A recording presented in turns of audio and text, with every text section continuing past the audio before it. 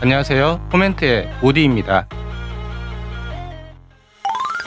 LG 에너지 솔루션과 SK이노베이션은 전기차 배터리 소송 분쟁이 2년 만에 극적으로 합의에 이르렀습니다. 이번 합의는 SK배터리 10년 수입 금지 조치를 내린 미국 국제무역위원회 결정에 대한 바이든 대통령의 거부권 행사 기한 하루 전날 극적으로 이루어졌습니다.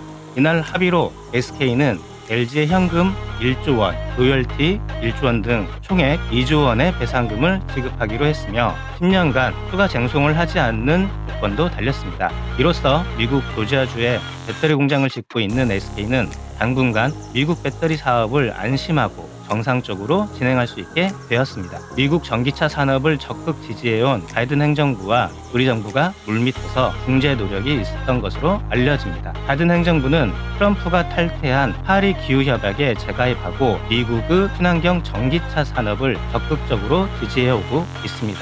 바이든 행정부가 내놓은 부양안에 따르면 전기차 부문 지원 금액이 총 1,740억 달러이고 이 중 1,000억 달러는 전기차 구매 보조금으로 사용될 전망입니다. 이에 따라 미국 내 진출해 있던 한국 배터리, 즉 K배터리 기업들 또한 그 입지가 커질 것으로 보입니다. 그리고 미중 무역 갈등 때문에 중국 기업이 미국 진출하긴 사실상 어렵다고 볼 수 있어 2025년까지 K배터리의 무대가 지속될 거라는 것이 전문가들의 전망입니다. SNE 리서치에 따르면 2021년 세계 전기차 배터리 시장 점유율은 1위의 중국의 CATL, 2위는 한국의 LG 에너지 솔루션, 그리고 5위의 삼성 SDI가 차지하고 있습니다. 세계적으로 전기차 판매량이 점점 늘어나면서 전기차에 들어가는 배터리를 생산하는 LG, 삼성, SK, 국내 배터리 3사의 점유율 또한 상승세를 나타내고 있는데요. LG는 양극재 분야에서만 2,200여 건의 특허를 가지고 있으며 SK는 이번 분쟁 소송의 합의로 안정적인 미국 시장 진출을 담보받았고 삼성 SDI는 소형 배터리 분야에서 독보적인 1위를 차지하고 있습니다. 또한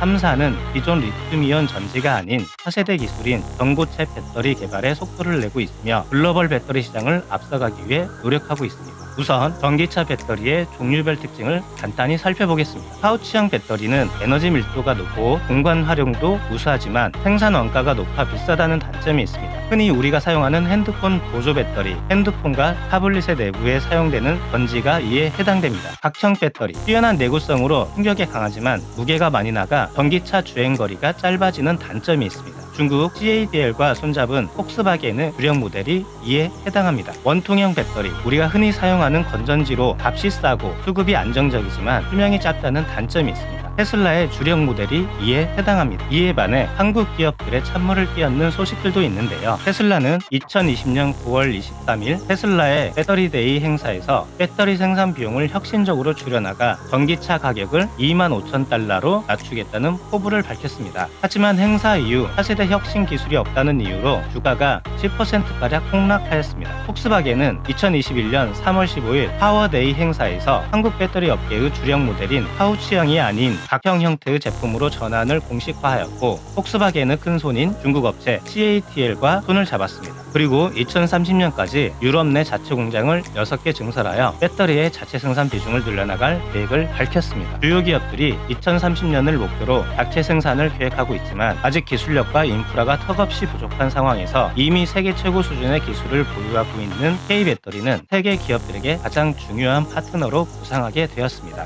현재 전기차에 들어가는 배터리의 최우선 과제는 에너지의 밀도는 높이고 제조 단가는 낮추면서 안정성을 강화하는 것이라고 볼 수 있습니다. 앞서 말한 것처럼 LG는 양극재 분야에서만 2,200여 건의 특허를 가지고 있으며 삼성 또한 니켈 함량을 92%로 끌어올린 하이엔드 NCA 양극재를 개발 중에 있습니다. K배터리는 여기서 멈추지 않고 기존의 리튬이온 전지의 한계를 탈피한 차세대 기술력인 전고체 배터리 개발에 힘을 쏟고 있습니다. 기존의 리튬이온 전지에 사용되는 액체 전해질은 외부 충격과 노후화로 인한 폭발 및 화재의 위험성이 있어 전기차의 안정성 문제를 해결해주지 못하고 있습니다. 이에 반해 전고체 배터리는 전해액과 분리막을 없애고 이들을 고체 전해질로 대체합니다. 따라서 배터리가 구조적으로 단단해 안정적이며 전해질이 훼손되더라도 형태를 유지할 수 있어 안정성이 높고 충전 용량이 크다는 것과 수위에도 강하다는 장점이 있습니다. 전기차가 확실한 대세 이동수단이 되기 위해서는 내연 기관차와 비슷한 수준의 주행거리를 구현해야 하기 발전하기 때문에 배터리 용량을 높이기에 용이한 전고체 배터리가 향후 리튬이온 전지를 앞설 것으로 예상되고 있습니다.